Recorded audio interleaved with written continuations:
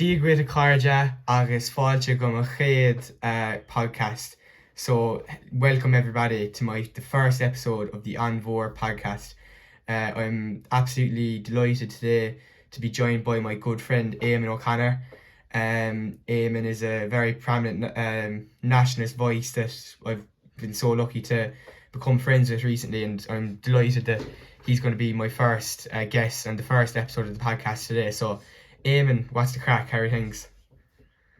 Yeah, that's John Ta Ahas Urum, Ave Erdo, Pod Criolla. All is good, my friend. Looking forward to getting into it, and I hope that this is the start of a prosperous podcast for yourself. Cínta gur fad, Éamon. Yeah, really well done in the Ask Gaeilge there. That's something that I'm very passionate about as well, and I know you are, and maybe we'll have a proper conversation on language and culture as it goes on. The first topic I kind of want to discuss, Éamon, is following the famous win there for your soccer club Cliftonville against Linfield there in the Irish Cup final. My first question, Éamon, is what does sport mean to you, just in your everyday life, even going away from politics and identity? What does sport sort of mean to you? I suppose it is a very common facet of life for a lot of children around the world, including Irish children. Professional sport at the top level is quite glamorous, and that attracts eyes, and it makes children dream, doesn't it? And when you first pick up a ball, you don't need money or guidance really. You just go and play, and you harness your skills until you get better, and it gives you something from the word go to attach to, and obviously it improves your physical well-being and your mental and social skills, and it's one of life's great joys, I would say. Really well said. Yeah, really well said. And so has Cliftonville always been your soccer club, or I suppose it's one of the only nationalist clubs in the Northern Irish League? So yeah, no, I have only been a recent convert to the Northern Ireland Irish League. That's because, John, the coverage used to be subpar. Okay. So you would have only seen highlights on a Saturday evening about 6 o'clock, and the total coverage would have been about 10 minutes max, and that would have been, spread over 3 or 4 games. So unless you were a paying punter, you never really knew what the league was, if that makes sense. Yeah, I get what you're saying. Yeah, look, it was a famous win for Cliftonville, and I ran a football Twitter account a few years ago. Now I'm running more of a political one. That's how I met you. But I met a lovely fella, a Cliftonville fan. Owen was his name. He's actually from Belfast, and in fairness to Cliftonville, I don't think there's many more fan bases in Ireland that have such a passionate set of fans, and such a fan base of who are loyal and who really follow the team wherever they go. One of my dreams for the league would be, because when I look at Irish soccer or football clubs, whatever you want to call them, I just think, look, it's very easy to point the finger at the government, and yeah, the government could probably do more in funding soccer, but I think at the end, I don't think Irish football will ever grow until our people actually support the clubs. Our last report, according to the Irish Times, was in 2011. Irish football fans spent about 145 million euros on trips to the Premier League, trips to England. And look, I understand the temptation. The best league in the world is literally just across the pond.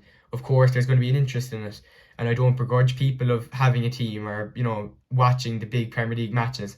But what I can't really comprehend is how people will diss the League of Ireland or the Irish League, or how people will sort of complain about the quality of our national team and then not put a penny of their own money into the league. So I suppose to round off that question, with people in your own personal life, like would many of them be even football fans, and if so they are football fans, do they support their local soccer clubs? On the whole, they do not. Yeah. But I would say a lot of that comes from, like, I remember last summer doing an experiment just by myself because it struck me the amount of young kids who were running around in Gaelic jerseys, which obviously is a massive plus. Yeah. And out of 52, it was just one walk, and obviously there's a lot of people out when it's a good day. Out of 52 people that walked past, 30 odd were wearing Gaelic jerseys, which is a big deal and a healthy thing in my eyes. And that was great to see. So I would say that some of the reason why people don't support their local clubs is because they are already invested in Gaelic games, which is great. But the other reason would be the one you just cited already, Premier League, and everybody's got a subscription to Sky. So the coverage for the football there is next to none. Yeah, and absolutely. Therefore, some kids are being reared on that diet. So, that's what they aspire to be. They'd rather a Bayern Munich jersey than a Cork City jersey. Do you know what I mean? Absolutely. Yeah. No, you're so spot on there with everything you were saying, and you kind of alluded to Sky Sports there. Like, as I said, that report from the Irish Times is the last bit of data we have since 2011. So that's what, like 14 years now, nearly 15. So, like, since then, sorry, there's a dog outside, but since then, the coverage has only gotten more. I'm gonna have to close the window with the dog. But yeah, since 2011, the Premier League has only gotten vaster. I mean, we have Sky Sports deals. I would say the quality of the league has gone up since then. So who knows how much Irish people are spending on the Premier League, whether it be trips to England or whether it be for Sky Sports memberships. I'd say it's probably gone up. So my dream is always, like, imagine if even a quarter of that 145 million could be spent on our own league. It would do massive things for it, like. But whenever I seem to kind of bring this up with my own circles in real life, people are very very ambivalent towards it. Very much like, no, I'm gonna stay with my Premier League side, and look, it's fair enough, but in my head, don't complain about the quality of the national team then, And I suppose maybe as we might round off a little bit in sport, and we'll go back to it later on. But do you ever see a world where there could be an all-Ireland league or an all-Ireland team? It kind of maybe conjunctions a bit with unity, but even outside away from maybe even a political perspective, do you think that there is potential for an all-Ireland team and an all-Ireland league in the near future? Yeah, just as recently as yesterday, I think, Micheál Martin's Shared Island initiative set aside money for an All-Ireland ladies league or competition. I'm not sure of the detail, but it's either a league or competition. So the girls' football will soon be an All-Ireland venture. That's fantastic. So there are people who are sharing the sentiments that me and you are currently discussing, including at governmental level. And, if that becomes a roaring success, which I think it might, because the women's game is one of the fastest growing demographics within sport in the entire world. They were sort of not locked out, but it wasn't really encouraged in society, was it, up until now recently? It's very true. And if you take the population of the world, it's roughly about 50% women. So why would you exclude that market in the first place? But now that they're getting proper funding, I'm sure that there are plenty of women who are of sporting age or who are about to become of sporting age who will love the structure, the infrastructure to be built for them to have a league on an All Ireland basis. I think it will be nothing but positive, and it can be used, say, in 5 or 10 years from now, for the organisers of the All Ireland Women's League to say, look, this is a hit. This is proven to be a hit for us. Why don't you, follow suit? So there's definitely potential there. I would say some of the opposition to that proposal would obviously come from unionist politicians and of course, and also from the people who run the Northern Ireland Football League, the Irish League. They might think that their jobs would be at risk if it becomes an All Ireland phenomenon. Well, one of the common criticisms I hear from my friends when I ask them why won't they support their League of Ireland club, and I think it's actually a fair one, is that it's so boring because, and not in the sense of the football quality, but if you look at England, there's over 5-6 divisions where you can have a team like Luton Town, for example, who have climbed the ladder all the way from League Two all the way up to the Premier League, whereas that prospect is never really there in Ireland. Like, it's you either get relegated and you're down in Division 2, in the first division, like, or you the other option is essentially you maybe you can have a bit of a battle for Europe. That's the only thing, and the title race. Like, there's no opportunity to climb the leagues and make a real name for yourself, and that's why an All Ireland League would straight away solve this problem. Because I think it's a fair criticism, like, because is there 3 divisions in up north? Is there Éamon, or is it less, or is it more? I think there's more. There's a Premier League, there's a Championship, a couple of leagues underneath that. Yeah. But one thing I learned today, actually, when I was in the gym, I had a podcast on, and they were interviewing a current Cliftonville player, Rory Hale, and he played for Galway United as well at one point. Okay. And he was saying that the interviewer asked him which league was of a higher standard, and he said the League of Ireland, because all the teams in the top league, they are full time, whereas in the Irish League, Cliftonville's league, there's only 3 or 4 clubs that are actually full time. Yeah, it's interesting. And I mean, I remember there was time when the Setanta Cup used to exist, which was a cross-border competition.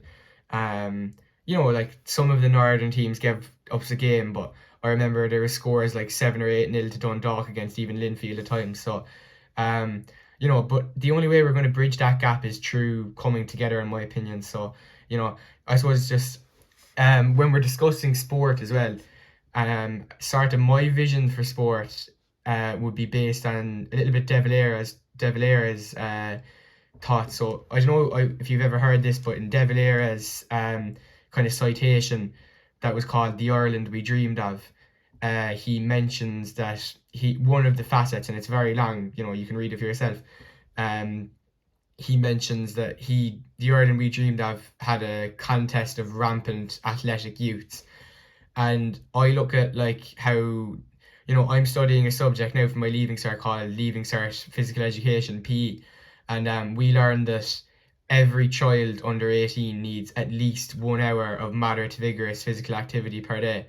And I look at the obesity rates, what I would call an obesity epidemic, with adults as well, but also with younger children. I think there's definitely very much a call for, we need to make sure that sport is accessible, and loads of options of sport is accessible to every child in Ireland. Like, for example, if you take me, like, I just never took to rugby. Whether it's watching it or playing it, I just never really liked it. When it comes to Gaelic football, look, I don't mind it. I like playing it here or there. I'll watch the odd match, especially the All-Ireland final or whatever. But I never really fully took to it either, whether it be playing or watching it. The 2 sports then I love would be soccer. From the very first day I played it, really, I was hooked and I love watching it. and hurling would be the same. Like I just love going down to the pitch with the lads, pucking or anything, you know. So, but my point is that everybody is going to be different. Different strokes for different folks. Some people are even going to like really out there sports like hockey or tennis. But my point is that we need to make sure that, in my opinion, um, there's lots of choices of sport available in every village and town in Ireland. Like because, in my town, where I'm living, for example, if I want to play soccer, I've got to go and travel 20 minutes out to my local town, Fermoy or Mitchellstown. There's none in my village of Glamorth. All we have is a GA club, which is great, and I don't want to like. In my opinion, this will actually amplify both all of GA and soccer, because a lot of people's reasoning that we have such a poor soccer team, a lot of people give the excuse that it's because of GA. I think this notion is completely false. Like I think in an ideal world, soccer and GA for young kids especially, it can go hand in hand. They play until they're 18, and then they choose which one they're better at. And in the meantime, until they get into adulthood, the kid gets to a real flavour of both soccer and GA.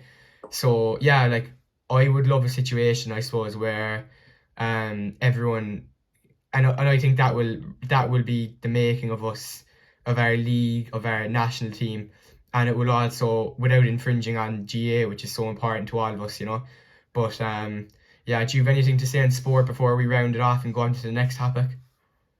Yeah, I've quite a bit to touch on, actually. Yeah, work away. Yeah, I think you're aware of the FAI have sort of commissioned a plan.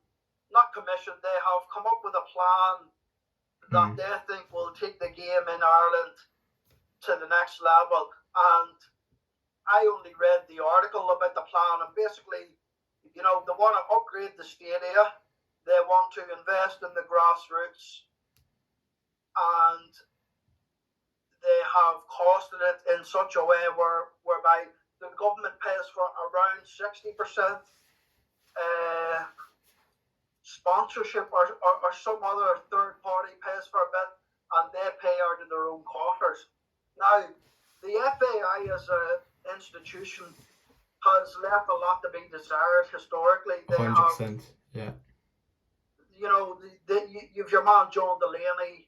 I think he's caught up in scandals. It seems to be an organisation from the outside looking in that is below par or incompetent at best. So I do get the counter argument that giving them loads of money isn't a great idea. But let's say then that you did have a competent FAI, and that this plan that they came out with worked to an exact T. I think it would do real positive. It would be a massive positive in Irish society. One thing that about me is I believe in the Irish people and the Irish nation, and I know rightly that there's enough talent to bring us up to at least the par of the Scottish League minus Celtic and Rangers. Now, there's a couple of things behind that.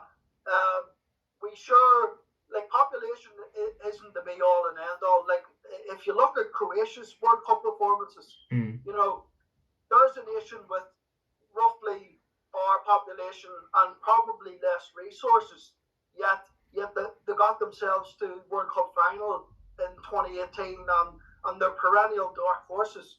So that means we can't have any excuses in that regard. But when it comes to a league structure, we roughly have the same population as Scotland. They would at the moment have more resources, but that's not forever, if you know what I mean. So there's no reason why we can't get a league to at least be on a par with what they've got if you take out the two old farm clubs. So why not strive to at least get there? And if you like one of the things you were saying about your friends,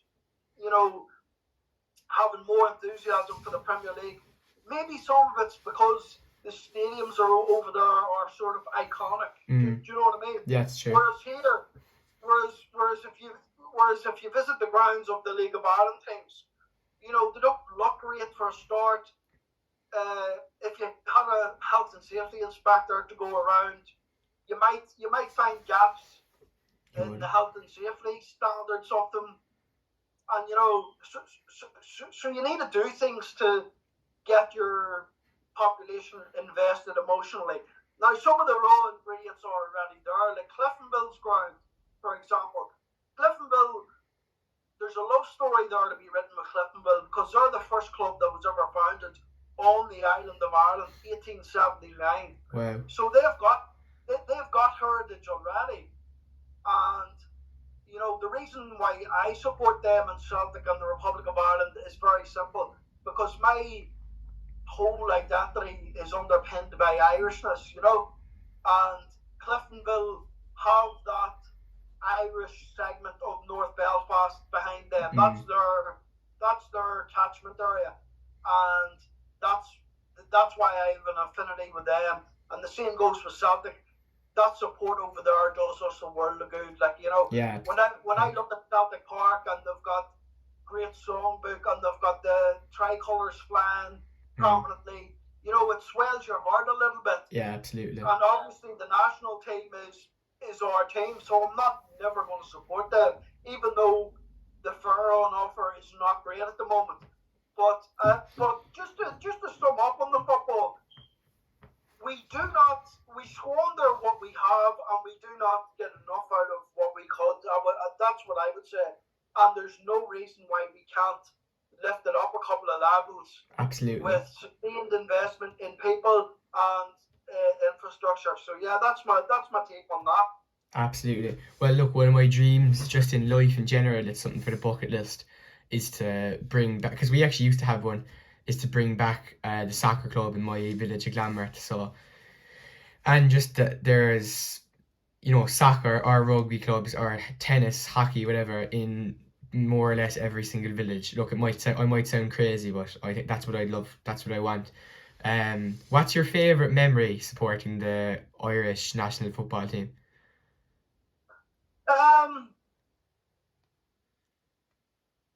I was 7 in '94, but I do remember Ray Houghton's goal against Italy. Wow. It was 1-0. We had an above average squad, and even some of the games felt like they were on home ground because of the Irish connection in America. Yes, yeah, the diaspora, of course, the diaspora coming in clutch. Yeah, look, Éamon, I could talk for hours about sport and about Irish football. Maybe that's a conversation we can delve into even deeper another day. But I only have you for an hour and a half here max. So, look, for people who aren't familiar with Éamon, Éamon's main sort of spiel is Irish unity. He's very passionate about giving about a healthy discussion on United Ireland, an independent United Ireland, and yeah, so that that's kind of how we met. Really, we were both on Twitter Spaces, very looking for healthy discussion on how we can go forward with this. So really, Éamon, what you're about to tell me here, we probably had this conversation a million times, but if I could kind of just ask you, what's your case for a United Ireland? What's your case for it? In layman's terms, I suppose, the best you can. Yeah, no problem. Yeah, so I would say, why am I so invested in Irish unity? Well, there's plenty of reasons, and one of the first things would be when you were in geography class, let's say, and you seen the island of Ireland on a map, and you seen it carved up in such a way that the tricolour took up 2/3 of the territory, and the top third was, coloured with the Union flag. It sort of just struck you as a human being, never mind a political being. Like, why is the territory of Ireland split up in this way? And then you would dart your eyes over to the rest of the maps, the countries in Europe, and they were all as one. So if you have France, it's all as one. Germany's all as one. Italy's all as one. So that made you dig in a little bit, and then the more you read about the situation in the north and things of that nature, that got you invested in why was Ireland split along these lines. So the more I read and the more I invested in, taking the topic up, I was like, this isn't right. Like, there's a much better way of administering Ireland, and it doesn't have to be in any way violent. And one of the most positive benefits of Irish unity, in my opinion, is that we can bury the historical animosities that have hamstrung our island for centuries. And that comes down to the two major traditions on the island are nationalism and unionism. And I can envisage a day when both of those identities are transcended by both becoming Irish men and Irish women. Do you know what I mean? And therefore, you want to take the spite out of Irish society, and you want to merge these two traditions to create a better Ireland. And if you look at all the things that make a country work, like healthcare, education, all the other bodies underneath that, they would work better on an all Ireland basis, whereby you have the people of this island cooperating rather than segregating away from each other. Does that make any sense to you? Do you see any of the benefits there? Absolutely, I do. Yeah, absolutely. And look, you know my stance. I'm very much a United Irelander as well, for similar reasons. And I think the viewers at home will all agree that you made some very fair and rational points there. But I suppose to give the opposite perspective, what do you say to people on the island, predominantly unionists, but also a small sort of proportion of Southerners who might be a little bit apprehensive? What do you say to those people who think that, maybe they look at Gareth Fitzgerald's recent economic mess, which I would consider to be false, but we have to respect who he is, or just the unionists who have to undergo a deep psychological change, as you would say. What do you say to basically people who want to maintain the status quo of the union up north? Yeah, it's a very good question, and I'm glad you asked it, because it does need an absolutely. answer. And I'm not going to pretend that I have 100% of the answer, because I don't.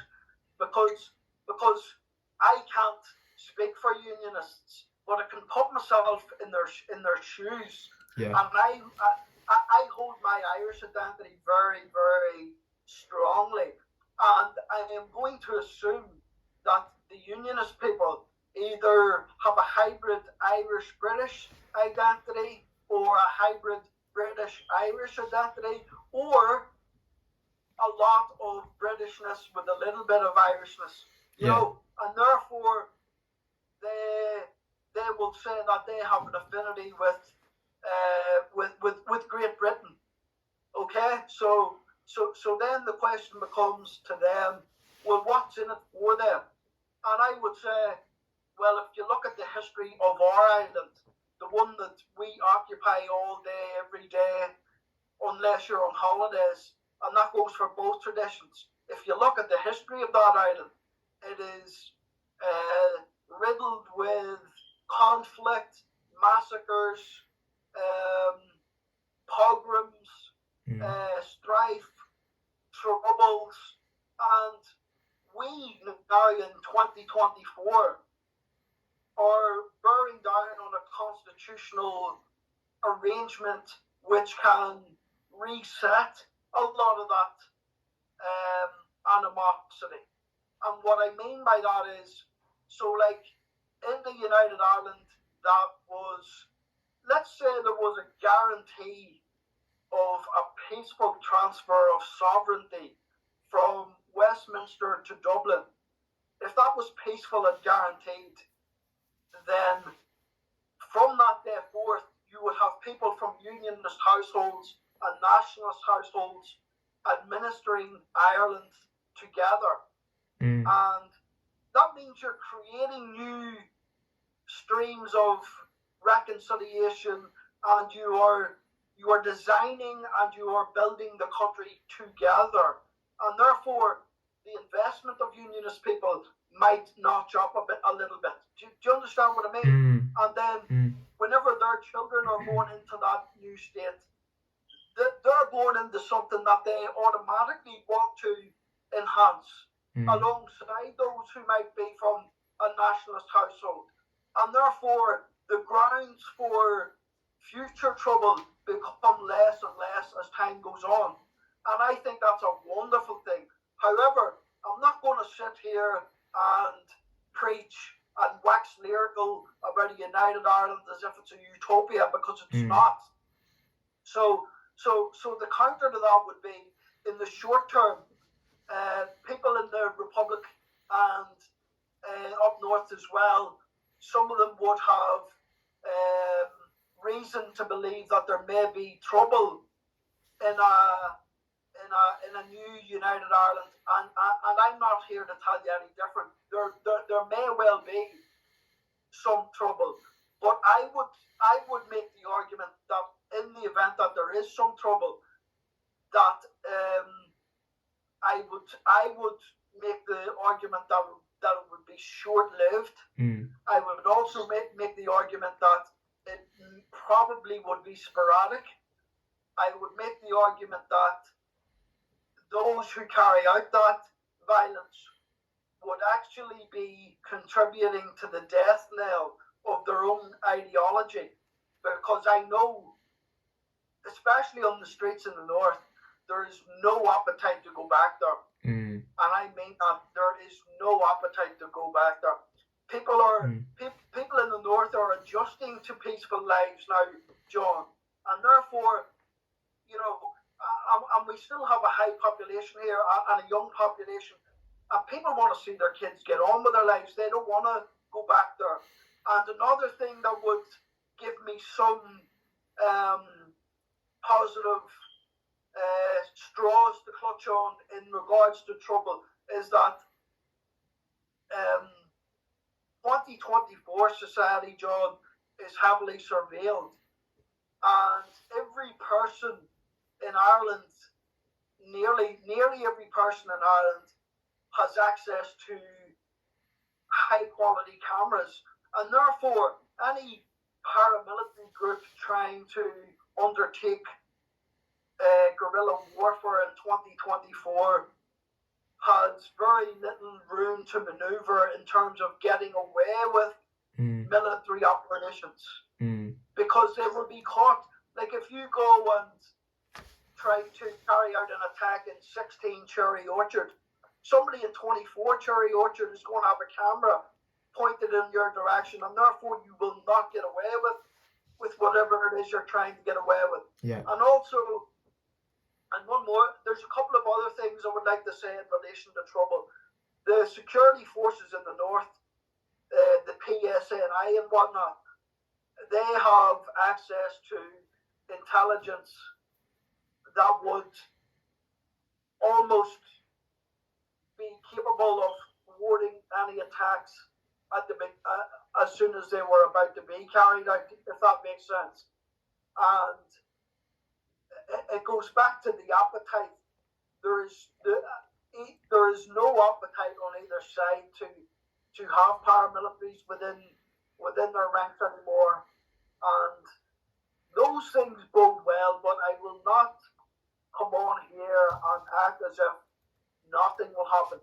Something may happen, but I also do not have a crystal ball and cannot say if it would be sporadic, if it would be sustained, if it would be nipped in the bud immediately, or it may pass off peacefully. So I'm not too sure, but those are my thoughts to begin with, John. Goheen took our fad.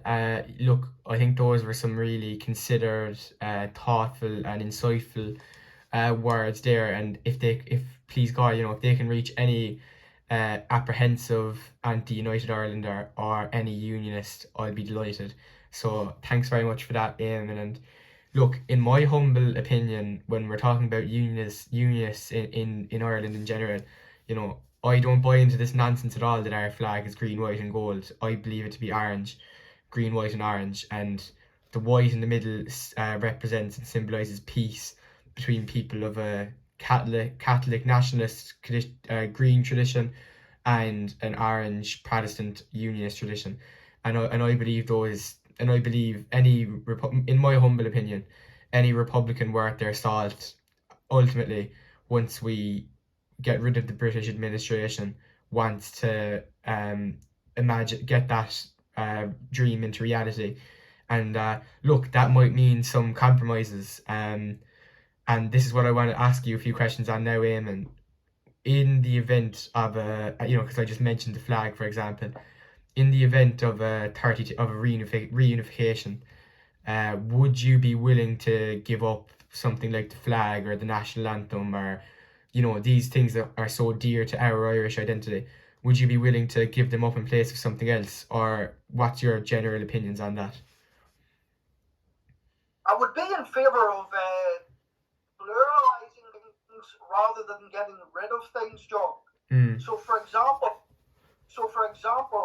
an olive branch to unionism could be, making the Northern Ireland flag as official as the tricolour.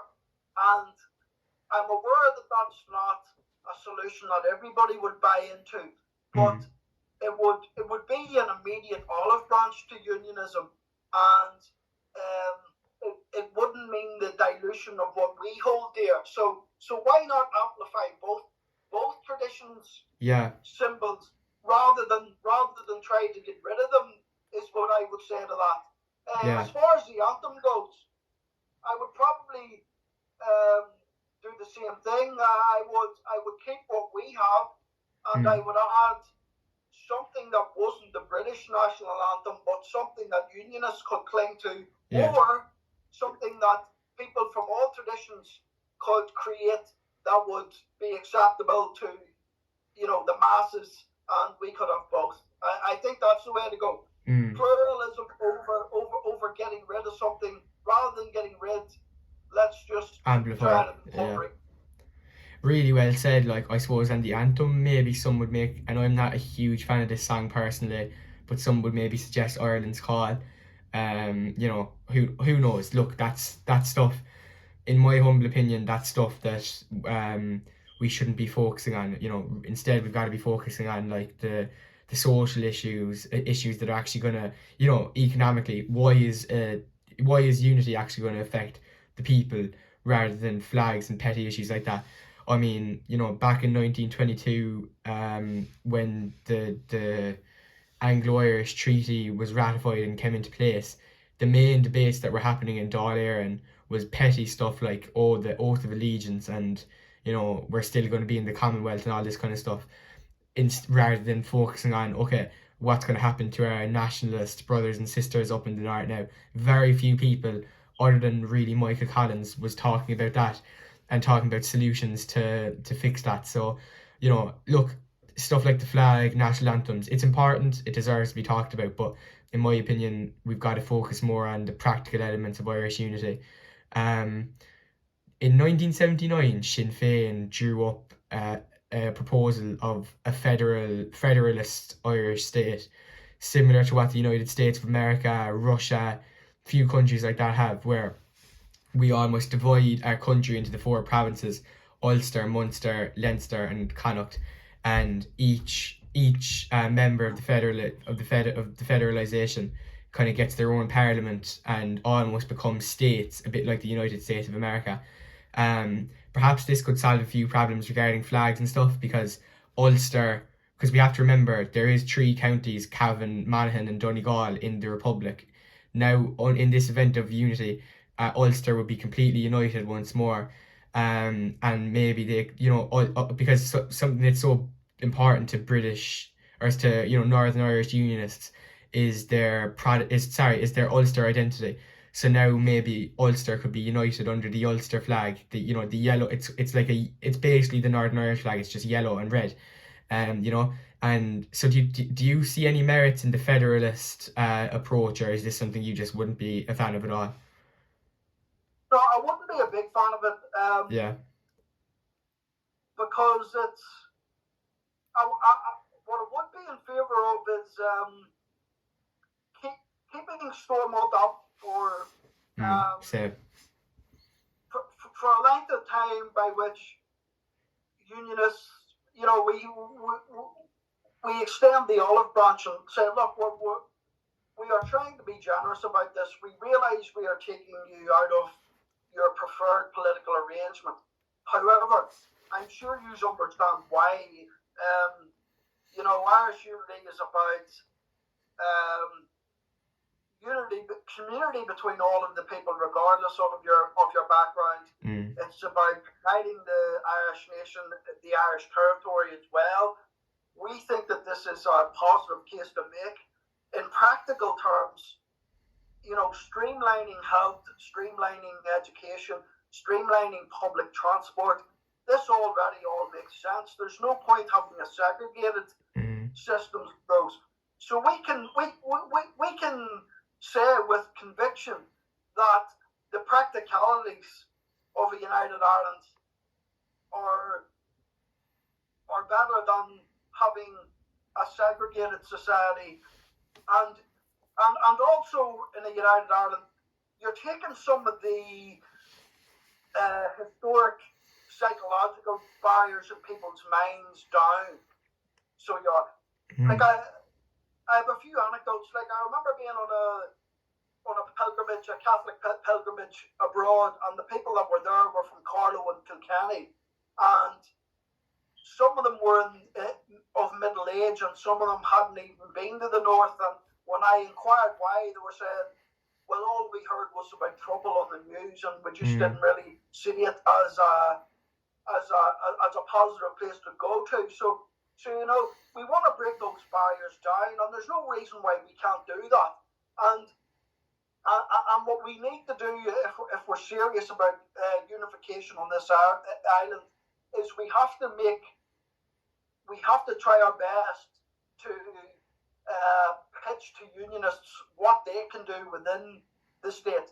Now you're going to be met with some hostility because they would prefer, like some of them would prefer, a lot of them actually would prefer to keep the official link with Britain, but there are plenty in the middle who are pretty much would be happy with a well thought out United Ireland, and there are lots of those. There are quite a few Protestant nationalist people, and there are quite a few Catholic unionists. So, but I'm a firm believer that we can, quote unquote, win the Catholic unionists in the north over. Now, the question becomes, why would there be Catholic unionists in the north? And I'm going to say some of them would be there because they don't want trouble on their doors. They don't want to upset the status quo and bring violence to the streets. I'm going to say that accounts for a certain percentage of those who'd say that stay in the union. And then I'm going to say there might be 1 or 2% who have some sort of affinity that I can't grasp onto, but that I accept that they have regardless of whether I can or not. So hopefully when this podcast goes to the masses, John, we can sort of educate whoever listens to this, some of the barriers that need broken down and why it's healthy to break them down. And like, could you imagine an all-Ireland state, John, a couple of years after it's settled in? Could you imagine the boom in tourism likely to happen by people in the diaspora and other people who love their politics, who are curious to see how this new state works? Do you understand what I'm saying? Absolutely, I do, and it's a great question, and the answer is a resounding yes for a couple of reasons. So, look, just a quick little evidence-based report from www.ukgov.com is, I nearly said .ie.com, is that the UK on average spends more money on the city of Manchester than it does on the so-called state of Northern Ireland. So this is evidence that, also there was a recent report in the Irish Times about 2 or 3 months ago, that England, Scotland, and Wales all want Northern Ireland out of the United Kingdom. So this tells us that, being just taking the identity side even away from it, anyone living in Northern Ireland, it's not in their best interests to be part of the United Kingdom. And I'm not saying that we're perfect down here in the south by any means. We've got our own political problems that we'd be inviting you to be a part of, but at least we would have your best interests. And how does that then transform to more tourism? So I mean, some of the best sites and tourism ventures in Ireland are in the 6 counties. I think of the likes of the Giant's Causeway, just incredible, industrious, historic cities like Belfast and Derry. Um, you know, the the football history with clubs like Cliftonville, Linfield. So like, and I think this would only be amplified under an Irish government because they will have the best interests of this city. Like, for example, I think the Irish government would want to invest into like University of Derry, make Derry more of a attractive place to live in, or so absolutely I think you would see a huge, as you say, maybe it might take a few years for us to settle economically and socially, but once we get past those few difficult years, maybe we can call them, I think absolutely there'll be a massive influx of positive people coming into the country, to view what, in my opinion, would be a far better status quo than the UK. Like, a few weeks ago, there was a Lad Bible were travelling around Dublin, and they interviewed a couple of people, and mainly Southerners, mainly Dubliners, and obviously the Dubliners said yes, but there was actually a lad from Derry, who they interviewed, and they said, "Would you like to see United Ireland?" And he said, "Absolutely, I would," and it wasn't for any patriotic reasons or anything like that. His reason was because the British government are an absolute disgrace. That's what he said himself. And the Lad Bible interview warned him that, oh, we're not that much better here in the south, just to might remind you, which is true. But he said straight away, I don't care, anything will be better than the British government and how they treat us. I mean, like, in terms of social problems in Northern Ireland, they still exist today under the Union. Like, reportedly, more young men and women, mainly males, but women also, have died by suicide in the whole 30-year conflict of the Troubles. That's a crazy stat, and like, people don't talk about this enough. So the Good Friday Agreement has delivered in terms of peace, and that's fantastic. That should be everybody's number one agenda, is peace. But it hasn't delivered socially, because clearly people are suffering massively from post-traumatic stress disorder, and it's a generational thing, So look, I think I've gone on a bit of a tangent there, but to answer your question, absolutely yes. I think unity would attract lots of tourism, and it would just make, I'm going to use your your catchphrase here, your favorite term. It would just make for a much more healthy status quo, but for both north and south, So do you want to add anything to the unity point before we get on to something else? Yeah, I would just say, like, Irish unity to me is underpinned by what's the best thing for the island of Ireland. Yeah. And it's certainly not a partitioned, segregated country that works against each other rather than with each other, And I know in the unionist tradition it's full of smart people. Some of the best journalists in the north come from the unionist tradition. Definitely. George Best was probably the best footballer on the islands ever created, and it goes on and on. It really does. Some of the best writers, come from the unionist tradition. So true. So I know in their tradition that they have a lot of talent, and then I look at my own community there, and I know it's bulging with talent as well. So I think the most powerful argument for unity really is the merging of these two traditions, and people who are new to the country, all combining and working together for everybody's benefit. And I don't see what's not healthy and powerful about Really that. well said. Yeah. I think it's a morally airtight um, place to come from. If you're Irish and you want Ireland to do well, I don't see what's wrong with that. Mm. Political thought, political ideology, and I just want everybody in Ireland to do well. I want Irishness to transcend Unionist. I want Irishness to transcend nationalist.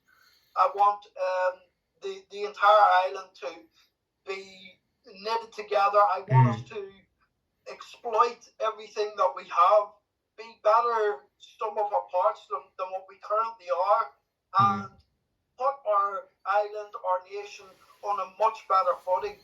And we can also, let's say 15 years post-unity, things have gone swimmingly well. You then become an example to the rest of areas in conflict, how to overcome your historical animosity So true. for the betterment of your society. So if you're a Sunni Muslim and a Shiite Muslim, and you two come together, and 20 years down the line, you find out that both your traditions thrive, would that not be a very powerful message in itself? Really true. As Leo Varadkar says, and we are an island at the center of the world. So whatever, we're a tiny country. We're small in the grand scale of things, but the Irish have had such an impact on history, on how the world has shaped itself. So that I never actually thought of that, but that's such a really well informed point, that if unity goes swimmingly for 5 years or whatever, that it can sort of bring about an example for anyone else who's being oppressed or who is under conflict. Did you want to say something there quickly before I ask the next question? Yeah, it's just everything comes back to people and their well-being. And here's my forecast what Irish unity would do for Ireland. In the first few years, you would have teething problems, whereby you would be trying to reconfigure the border areas so that you were duplicating them. So what I mean is, like, you may have, a school in Crossmaglen and one in Castleblaney where you don't need the two of them, where you just need one of them. So you're actually streamlining your nation for practical good and for economic good. The poignant moments yet to be realised in Irish society between nationalists and unionists is a big thing. Like, could you imagine some of the people we speak to on Twitter, administering Ireland alongside the likes of yourself or your counterpart, rather than being at each other's throats, just be partners in prosperity instead, and I think the sky's the limit with Irish unity if it's done well and if we can negate any trouble. And I do believe that those barriers can be overcome, and if overcome, the positivity in the place can be second to none. The Republic already has a lot of the raw ingredients that a small nation needs, whereby it's got foreign direct investment, multinationals. We're second in the world for attractiveness when it comes to FDIs coming here. So we got to exploit that. And the Republic does really well with its education system. These are creating a lot of third level education graduates and things of that nature. Correct. And those people are going into these multinationals, and soon enough they will venture out into their own wee smaller practices and create an economy within an economy, so they can. It's about, we can do a hell of a lot better than what we are doing, and that's not to discourage the progress that we have made. But I would also say we need people who are invested in Irish unity to start thinking really, really hard about it and how to get the most, how to extract the most out of it. and we need people from all 32 counties being participants. And the best way to spread, um, 32 county cohesion is to have everybody in the country talking about it, whether it's in the household, in businesses, in pre-planned meetings, stuff of that nature, John. I won't pretend to have all the answers. I certainly don't. But I have thought about it quite a bit, and the positivities far outweigh not doing it. So yeah, I'll leave it at that. Really, really well said. Yeah, yeah. So in my humble opinion, the only parties that I see in the island at the moment that will and have the capabilities to achieve a fair, equal, and prosperous united Ireland is into my party that I'm a member of, and Sinn Féin. Is there any party you see today that you'd have a preference towards, or is your, I think you've kind of told me before, your only goal is Irish unity, but is there any party you'd have any preference towards? Yeah, I'll be very clear about this. I would have an affinity with Sinn Féin because they're rooted in the north first and foremost, but they are a 32 county organisation. Yeah. And but they also come with paramilitary baggage. Yeah. And I would be insincere if I did not mention that. Yeah. But they have been vocal from their foundation about United Ireland, and therefore they deserve to be a big part of the conversation. Now, they cannot be the be all and end all. No. And lately, some of the things I've seen the Into do, I've been mightily impressed by. Like, it seems to be a solutions-based party. Yes. I see Patrick Levine was, eking out statistics around immigration. He was clear on his stances. He was talking about creating a whole new town or city, or building on an existing one to even out the economic prosperity of the island. Presenting solutions that will further the island, and they too are organised on a 32 county basis. Yeah. So I do like both of those parties, and I'll also say that the SPLP they're a bit of a conundrum, Joe, and I'll tell you why. One of the best journalists in the north is Sam McBride. I think he comes from a unionist tradition, but he works for the Belfast Telegraph, but he's a top-notch journalist. But I remember listening to a podcast that he done a couple of years ago, and he came to the conclusion that he thought most talent in the north in the political parties was spread between the Alliance and the SPLP. Yeah. And I would probably concur with that. Yeah. The SPLP have loads of talented people in their ranks, but on an electoral performance measurement, they perform pretty below par in the north, John, and it does strike me as a bit of a conundrum because they're super talented. Yeah. I think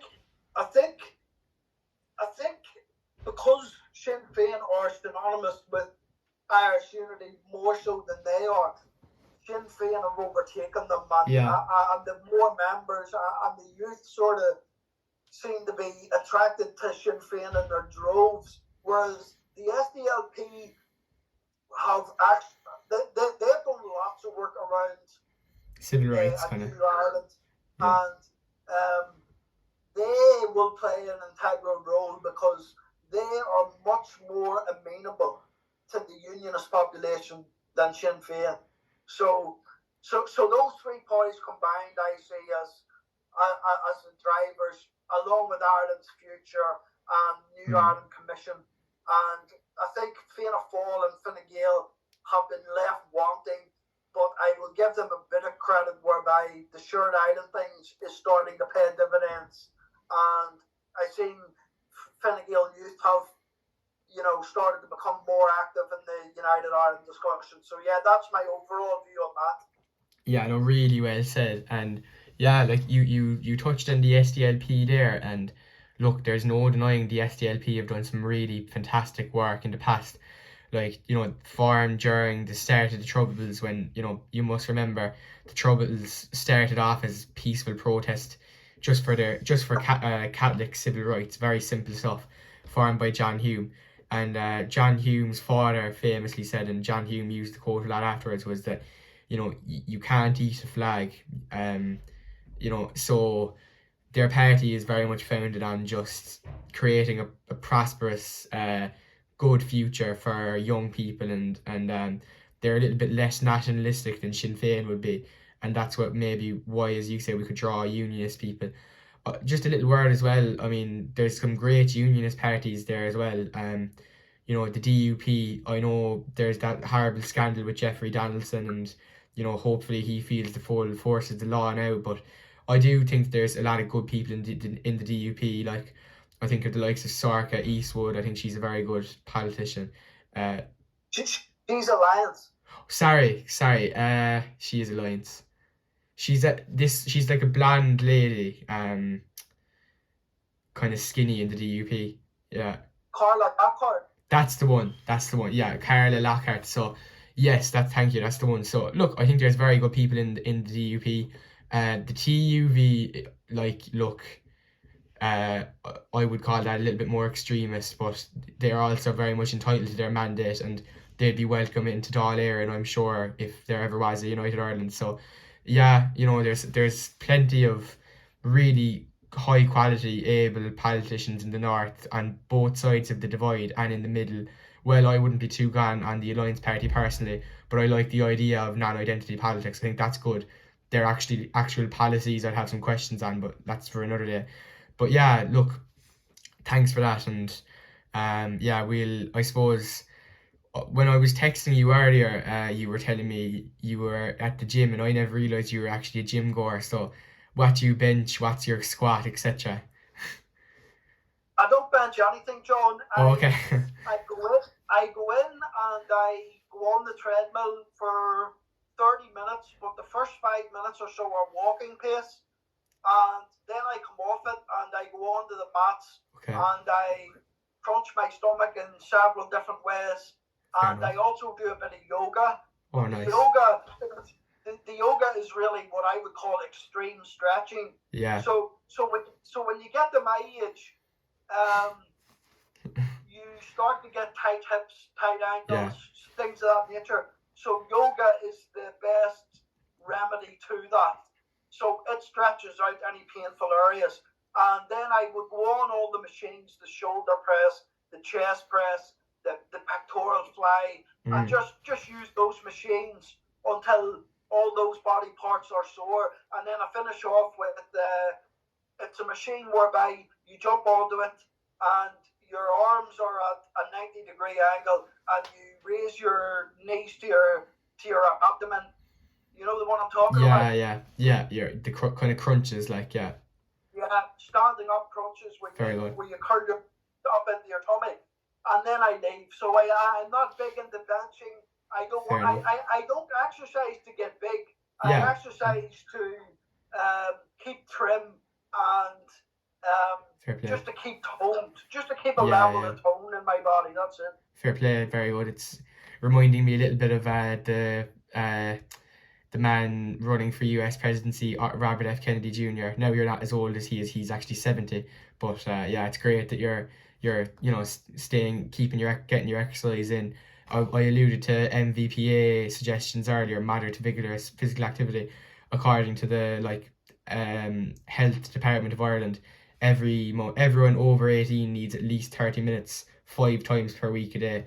So you're clearly meeting those guidelines. So fair play to you. Keep that up.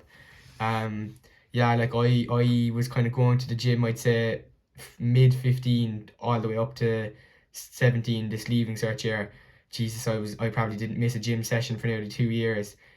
Since then the leaving cert kind of took over my life a bit, and I haven't really been as consistent since then. But it's a great thing. It's just great to go there for an hour, kind of forget a little bit of an escape from reality, and really keep you in shape. You really can't beat it. So fair play to you, and keep it up.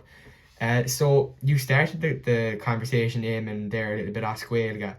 Could you just give me a little bit of insight into um culture, Irish culture, what language? We've kind of already talked about sport, but maybe a bit of Cayley, Irish dancing. What does Irish culture mean to you, Éamon O'Connor?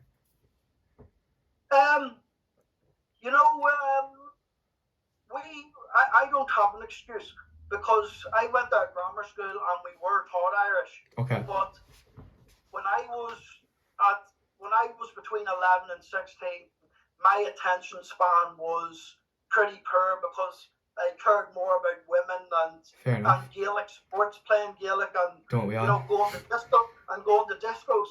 So my ear for Irish wasn't as attuned as it should have been. But I am doing a couple of focal, and I do plan on furthering my Irish knowledge as I go, and I would like to be fluent by about 2030. I would like to be either fluent or sort of fluent. And Irish culture, what does it mean? It just means, I suppose, on an international level, we're known for being, a nation of people who like to have a good time. Yeah. The stereotype is that we're big drinkers, but statistics would be to the detriment of that. I suppose I would want Ireland to be still seen as a very positive nation who takes its own stances, who wants to be a driver of positivity in the world. And for Irish culture, the main bits of Irish culture would be the language. It would be the Gaelic sports. I would have radical proposals about Gaelic. I'll touch on those right now, just briefly. I would copy from the NFL is a juggernaut, John, in America, whereby the television audiences are massive, and the reason why they believe they're massive is because the television experience is, good. They've got a very detailed pitch. For example, like you see the 40-yard line, the 30-yard line, the 20. Basically, take some of the examples of the best leagues, and apply them to Gaelic without losing Gaelic's cultural side. I believe those can be done for the betterment of Gaelic, and I would also borrow the two-legged affairs in the Champions League. So if you take Cork versus Kerry, and in Port Equeve, the first leg is 114 to 210. That means that Cork have a 1-point advantage going into the second leg in Fitzgerald Stadium.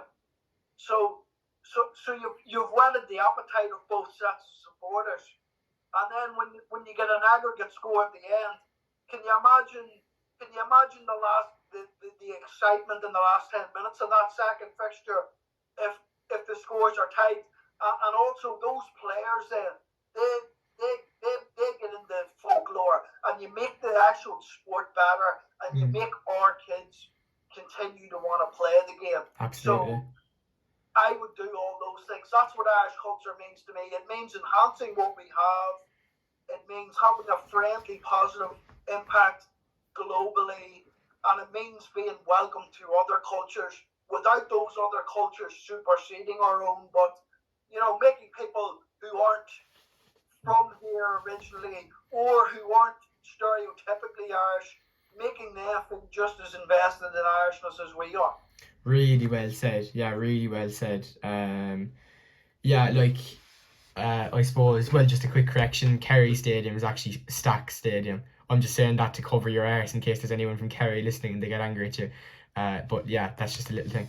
But yeah, no, you were dead right, and I suppose Donal Logue Cusack, probably one of the best Cork goalkeepers of all time in hurling, recently said that nobody has the back of hurling nowadays because there's earlier in the year, especially with the Six Nations, rugby was constantly being shown instead of it, and same during the World Cup. Donald Cusack was saying how nobody in RTE mainly has the back of hurling anymore, and as a result, it's causing detrimental impacts to the sport. And so many of our youngsters are leaving early. They're leaving at 14, 15, 16, maybe younger sometimes. And so I think you're so right. Whatever we can do to sort of make sure that our youth stays playing Gaelic games is so important, especially hurling, because look, as I say, I absolutely love football. But football was sort of made with the GA in 1884, and it was sort of, it was very much a Gaelicized version of English football, soccer. Whereas hurling goes back centuries to the days of Cú Chulainn and all of these mythical folklore stories we hear. So, you know what I mean? Um, it's really, we have to protect hurling. Like, it's so important, especially saying that as a Cork man, because hurling is so important to us down here. But um just get your it really does annoy me when I'm all for enriching soccer, and I think soccer can be such a positive thing as well, and it's probably my favorite sport. But it does definitely grind my gears when I hear people say, oh, let's sacrifice our Gaelic games to get a better soccer team. Never heard more nonsense in my life. I think we have to make sure that we make a conscious effort to sort of amplify both. Éamon, I think we've honestly nearly discussed everything we sought out to. It's been such a pleasure to talk to you. Before we round it off, maybe in the next 5-10 minutes, is there anything else you'd like to discuss? Yeah, I would just say it was a very fruitful discussion. It was. I Yeah. hope that the podcast grows from strength to strength. Please, I God. think that you'll be a more than capable host. Thank you. I think that you have Ireland's interests at heart. Definitely. We need people like that. I think you're a great addition to the Irish Unity Advocates. I would love to see more people from the Rebel County, from Munster, start to take up that topic.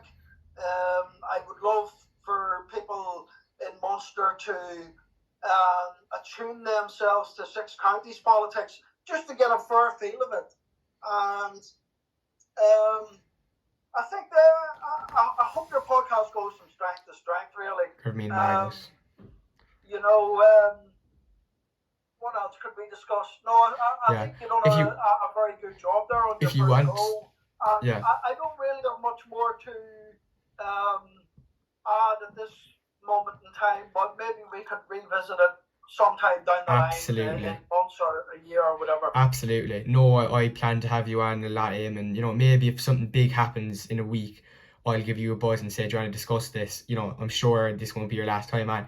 So before I leave you go, I just want to ask you 2 questions. And I'm going to also pre-requisite this thing. The last question is completely plagiarism. I'm taking it from the True Geordie podcast. It's just to be clear, so no one has a go at me for that. But the first question is, where is your favourite location in Ireland and why? Favourite location in Ireland?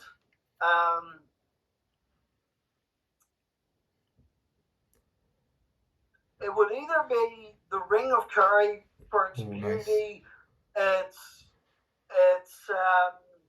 its uniqueness, the waterfalls,